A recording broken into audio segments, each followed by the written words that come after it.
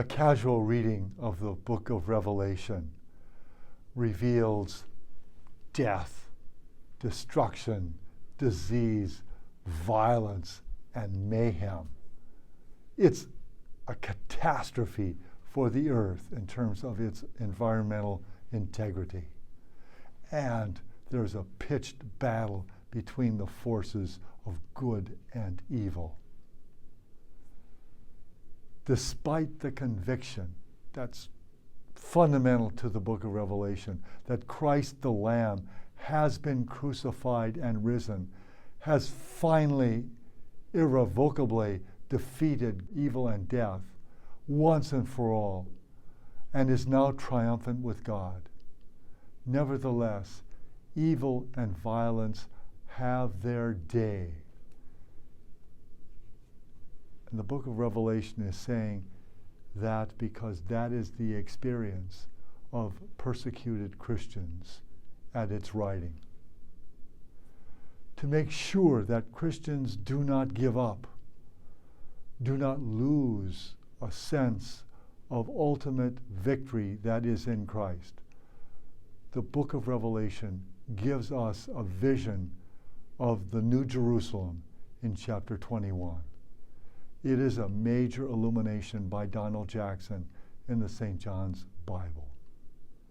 It takes its vocabulary and vision and language from at least Ezekiel chapters 40 and 41 and Isaiah chapter 60. The gates, 4 pearls, are never closed. They're open to all, to people of every language, nation, and people. There is a splendor described in Revelation chapter 21 that is beyond imagination. The streets, as Jackson has illuminated them, are pure inlaid gold. There is no temple here.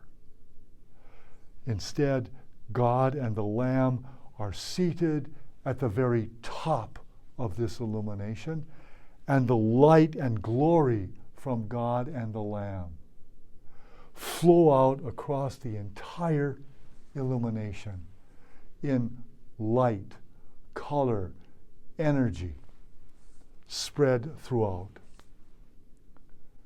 The tree of life to the right of this illumination is a tree that takes us immediately back into Genesis chapter 2, the trees of knowledge and the tree of life. At the very bottom, we have small triangles and squares that give us a nod toward all of the precious stones that are present in this new city. Finally, the color scheme that is used here is from a rainbow, all the colors of the rainbow. The rainbow that is given to Noah and his offspring after the great flood, and across the Bible are a symbol of God's irrevocable promise. On the very bottom of this page are 2 crosses that Father Bob Koopman and I brought into visualization when we received this final volume of the St. John's Bible.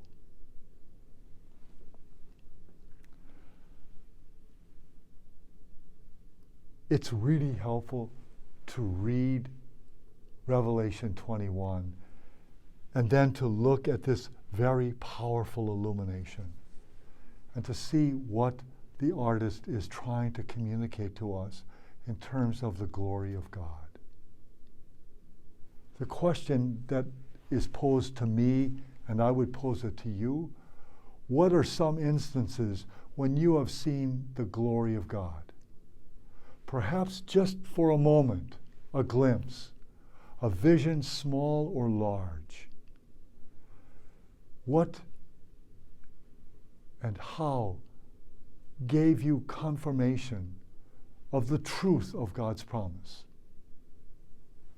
And just a reminder, as Benedictines, we always think of these as present most often in the most ordinary of circumstances.